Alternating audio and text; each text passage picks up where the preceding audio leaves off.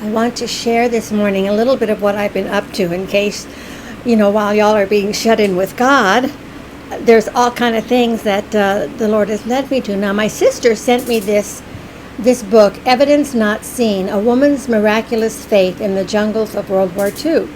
Now, luckily my library had it, and I was able to, download the audio and listen to the audio. Now, the thing that was so interesting and the way that the Lord dealt with my thoughts on this book was she was a missionary over there during World War II when living on one of those islands that the Japanese took over, and she ends up getting captured by the Japanese and going to a Japanese prison camp.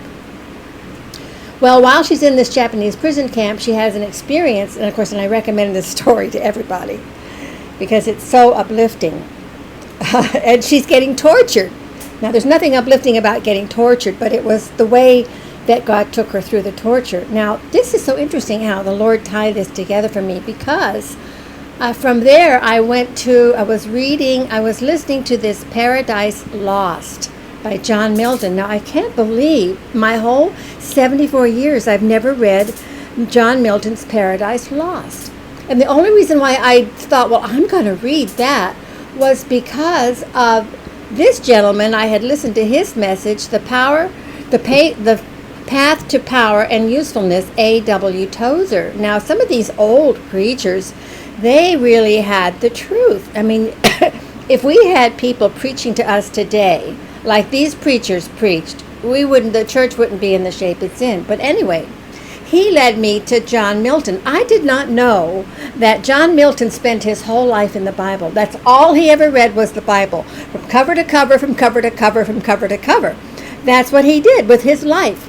So it's no wonder that God would give him a story like this Paradise Lost, because I believe every word of this poem or this story that he wrote, the way that he wrote, the angels and how it happened and how Adam and Eve were created and how the fall of Satan. Now, the interesting thing was, that I found so interesting, was in the fall, when they fall from heaven into their lower estate, Lucifer and all of his angels, then they become tortured.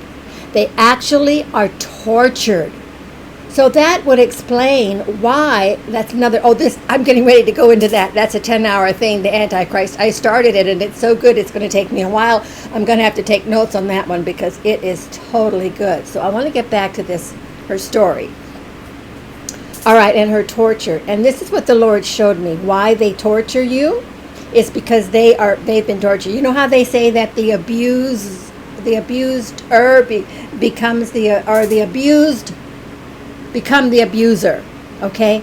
So, of course, they are torturing humanity, number one, because they are tortured themselves. They've been tortured, so they want to torture us. And then the second thought that the Lord gave me was, do you know why they torture you? Do you know why why they want to kill you in the womb through the abortions? It's because we are in the image of God. They hate the image of God. So the little baby that's being formed in mother's womb, image of God. When they're torturing us, image of God. Now, she had this one experience. She had this one experience where she was being, as she was being tortured.